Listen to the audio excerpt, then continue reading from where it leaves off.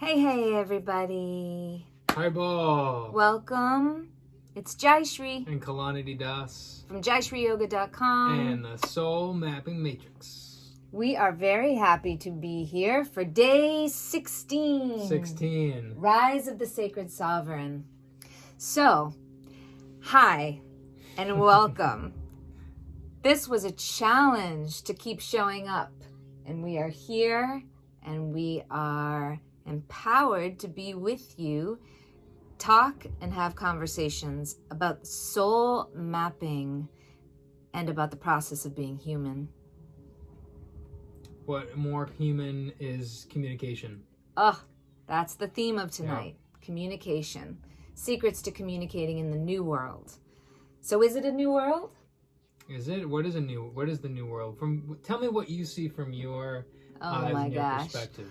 Well, I will share that I just had an immense chat with some family, and it was with my dad, who I love very much. I'm very lucky to have my dad and my mom, and we are very lucky, and we always have very juicy, awesome conversations.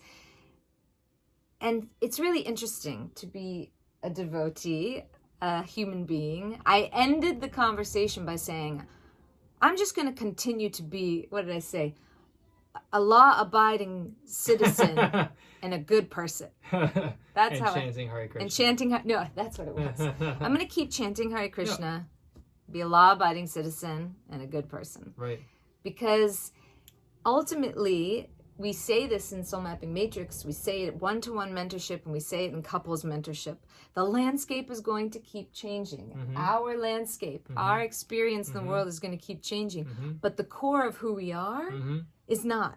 The core of who we are as jivas, or at least just being souls, jivas, in this world, that's not going to change. Well, it goes beyond that. It's actually the landscape, when we see it through the eyes of our soul, is actually ever in our favor. It's always supporting our growth and giving us what we need. And it's up to us to flip the script. And that's why we say we constantly come back to the first realm, the realm of grounding, where we learn how to turn our triggers into portals for growth, into portals for bliss, because that is the always work. Yeah, always. That's the always work. Namastizzle, Rob Ellings. Namastizzle. So communication. Oh, communication. And just back to asking, is this the new earth? Yeah. It is, because every day is a new opportunity. It is. But we are in Kali Yuga. Oh, I said a Sanskrit word. Kali Yuga, the era of quarrel and confusion, and it's going to last for a long time. So I just always find it interesting when someone or myself thinks, it's a new pivot, it's a new time. What's going to happen? Well, what's going to happen is we're going to grow, we're going to continue to evolve, and we're going to be in relationship. But what doesn't change, and why I love just saying Hare Krishna, is because the divine qualities in all of us are going to peak and rise, and we're going to flow in that energy if we can do the work. And we call that work soul mapping. Tell us a little bit about your experience with soul mapping in this life, and how it has helped you manifest and be magical and abundant and radiant. I wish I always got asked such good questions. It's a good question. Right? But actually, hi, Jess. Hey, that's a really great segue and invitation to what was just coming up for me. Oh, good. Which is that life is actually, and this gets back to our perspective, and do we see, how are we seeing the external, the landscape? And the questions are always being asked of us in that magical way. What are you manifesting? How are you living abundantly? How are you committing? How are you grounding? All these divine qualities that we say: patience, tolerance, respect, humility, forgiveness, compassion, empathy, generosity. They're all, the landscape is presenting us opportunities to embody these. And embodiment doesn't mean, magic wands, you're automatically humble, or you're tolerant, or you're patient, right? We have to apply and practice these skills and soften our hearts so that our hearts may be adaptable in the moment to how we're being asked to show up. So we're being given opportunities at every moment to embody these divine qualities. And when we're talking about communication, I think this is a really big key and a very simple, it's the same principle. When you're talking with someone, the landscape is always presenting opportunities for embodying some divine quality, whether it be courage, or whether it be respect, or whether it be compassion, or it be generosity, sincerity, all these things, patience. And so there's a beautiful practice that I learned in college called it's a practice called dialogue, and whenever something comes up for us when we're talking, to pause, reflect, and open. It's really hard to do in the moment, especially when things are, very passionately discussed, but to pause, reflect, and open. So to pause is to simply recognize that there is a space somewhere between our wanting to get out our thought and be heard and someone else, so that we can actually, listen. And then opening is opening simply to what is arising in the body and what is my internal experience, which is also the first phase in the soul mapping matrix, which is awareness. What am I seeing, hearing, and feeling in myself internally? Pause, reflect. That's reflecting. Opening is then opening to something authentic to arise. And usually we're having conversations which are more trying to get in my thing and find the opening and then kind of go in there and then trying to grapple and get the good hook and then pin them in the battle of logic, right? But that's not a dialogue, meaning dialogue through, and logos, the word moving through, having a spiritual experience with dialogue and communication, which is sometimes very hard to do depending upon the landscape of the conversation, but I love that. But possible, and it's a practice. Absolutely, it's a worthy practice. I love that, because there is so much right now in this new Earth timeline to talk about and be in dialogue about. The landscape is changing, but the language that we're upgrading to is still about relationship. And I was thinking today, we took a nice walk outside. Oh, it was amazing. Oh, it was so good. I was thinking about relationship and systems. So soul mapping matrix does not just come out of nowhere. It's not like a new age idea. It's truly our sincerest, most powerful offering of organization of the many, many years, together, of teaching and leading retreats and leading teacher training, but also of going to India and, just humbling ourselves at the foot dust of these imminent, powerful, beautiful, unconditionally loving souls like our Srila Gurudev, and hearing these saints, devotees or devoted souls in all their different moods and all their different personalities move through this dialogue or this relationship in a higher mood. So the systems of bhakti yoga, so we were talking today, there are 8 limbs of bhakti yoga, and then there are 8 processes.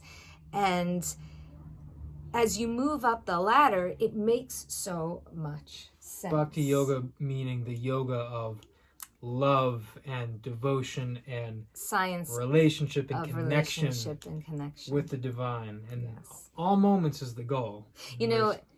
Oh, sorry. No. It's so a lot of folks may or may not study yoga, but we know that there are 4 goals in life, right? There's dharma, your work, artha, wealth, calm, we call it lust or material, desire, just pleasure. And moksha means liberation, but the real essence, we always say, is bhakti. Bhakti means the science of loving relationship with divinity. And of course, that's male and female and all sides of polarity. The dance. Perhaps it's just that enough to help us while we're in this world to understand that there's 2 ends of the spectrum. And back to that conversation with my dad, a lot of us get very emotional and very passionate, and I know I've gotten quite righteous my whole life about like knowing and beliefs, but this time, we're being challenged. I mean, in this time, in this part of the Kali Yuga, to really look at our beliefs and understand, or at least open up to the fact that there's so much more than we know, right? So there's that being half empty. So this process of bhakti yoga, like the hearing and the singing and the chanting and the food and the listening to, wisdom, these processes are amazing as they go together and they grow. What's really amazing is when I take the language and we take that Sanskrit, like this word nishta, which is a goal, right? First, we have to have, first we have sadhu sangha, which is, of course, association with these loving, miraculous souls and people who have these higher capacities for wisdom, whether they can share or they don't share, whether they teach, whether they're just quietly offering to their, beloveds, whatever it is, sadhu sangha. And that leads to bhajan and practicing, chanting these mantras, and that cleans and purifies our heart and your spiritual practice, yes. Yes, whatever it is. And then that leads us to nishta, which is faith, and it goes on and on. Steadiness. So that moves all the way up to, what we pay attention to. And then our mood changes, and our mood gets towards and higher to prema. And prema is love, and super high love to divinity. I mean, just beyond. Now, if there's a process there, then there can be a process in our psychology. There can be a process in our emotions, and there can be a process in communication. And Soul Mapping Matrix, that's the last thing I want to say, is a process that has taken from the ancient wisdoms and collected and organized in a way that's quite bridge building, actually, so that any person off the street actually can come and we can share this Soul Mapping Matrix process to help get from A to Z. The goal can be figure outable, but the goal is usually higher than someplace that we are at this moment. Yes, or we might have a goal that then leads us to the next realization, and then a new goal from that. And that's the beauty of the Matrix, that we are always being supported where we are. And where we are sometimes has a bigger vision of, I want to get a house, and so I need to go through this year-long process of getting my finances in order and looking for the right property and getting crystal clear about where I want to live. And it can be a very large thing, or it can be a very small thing, like I want to have this conversation with my relative, and I want it to go this way instead of going the other ways that it usually goes. Or it could be just a completely anybody random, spontaneous, something out of nowhere, something happens, some karma comes back to us, and we are given a moment, an opportunity to make a choice. Right? We cannot not make a choice. Not making a choice is making a choice. Oh, not making a choice is painful moment, too. What do we have to support us? And that's that realm. But in those moments, because that first realm of grounding, the grounding happens when we're committing to, I want to act as a soul. I want to respond to this thing, whether it's a good thing, whether it's a bad thing, how we're perceiving it. I want to respond to it as a soul. And so that's the commitment, and we want to ground in that. And going through the process of being aware and then connecting to core desire to pivot from a positive place into making that choice, we can learn something and take something from that moment. Even though it may seem like it's random, it can be the moment that changes everything. It could change everything in ways we cannot even imagine. And isn't it true that, when folks, in any culture, a lot of places, and by the way, thank you, Rob, for saying we're radiant, because you're radiant and we love you, and that was so sweet. So any culture, we always get scared to say the things that nobody wants to say, or the painful things, because it could mess up the relationship, right? You can say one thing and it causes such rift that it ends it. However, what if there is that pillar or that goal of being soul to soul? I mean, it's a very nuanced thing.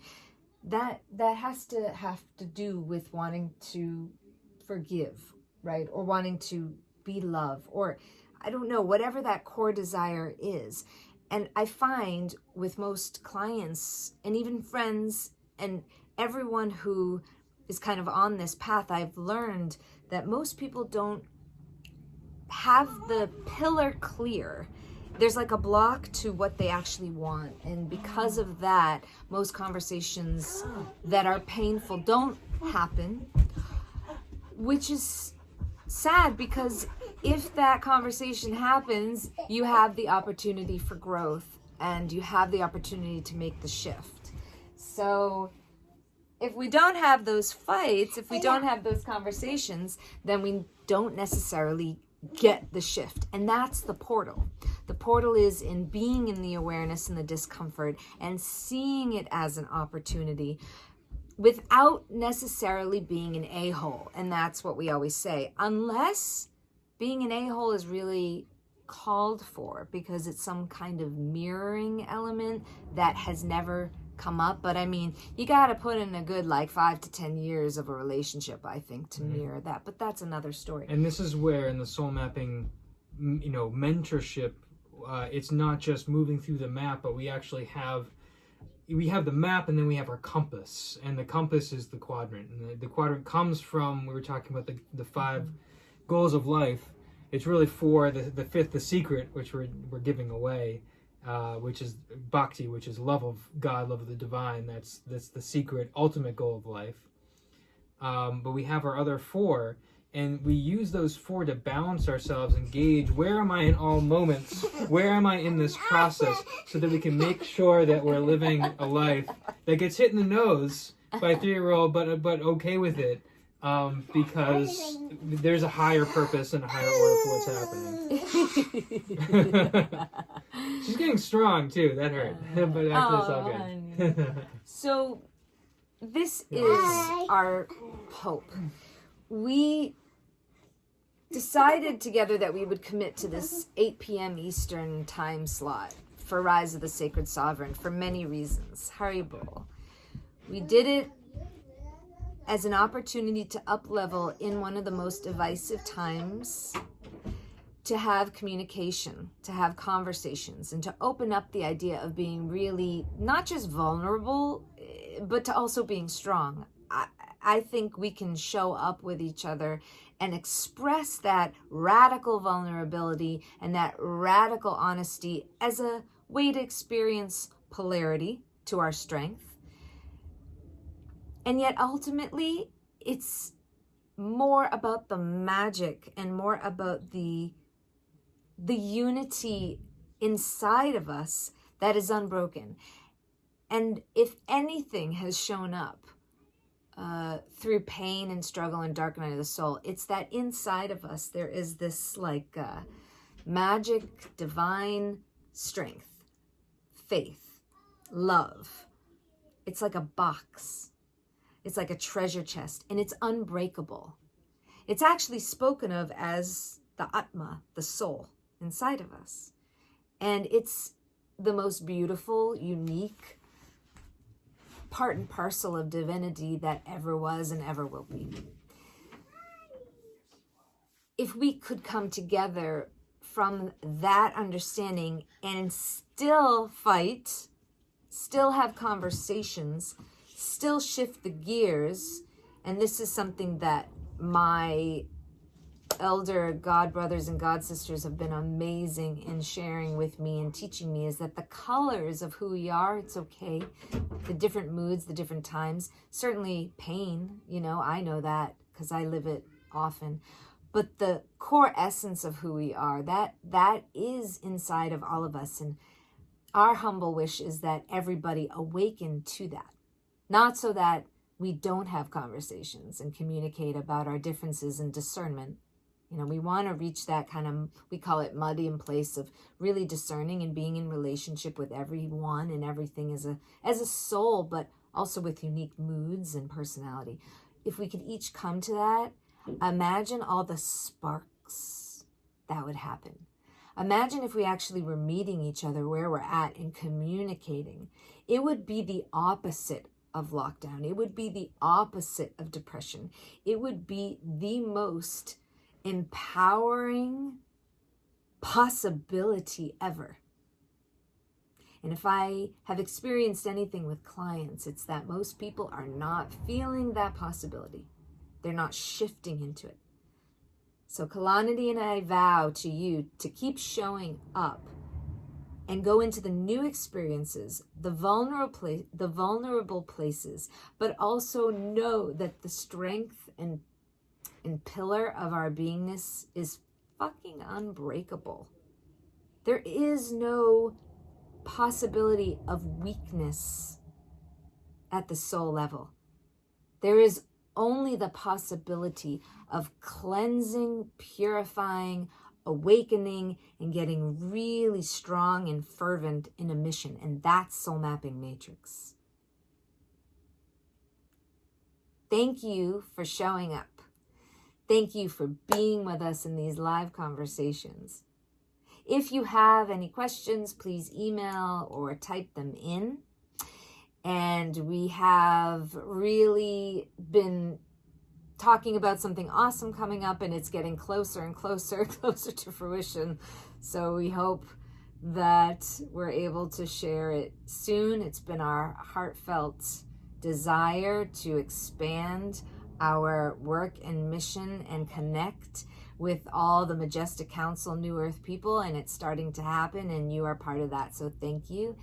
If you have any questions or comments, again, place them here, but also go to jaishreeyoga.com, set up a discovery call with me. It's a destiny call.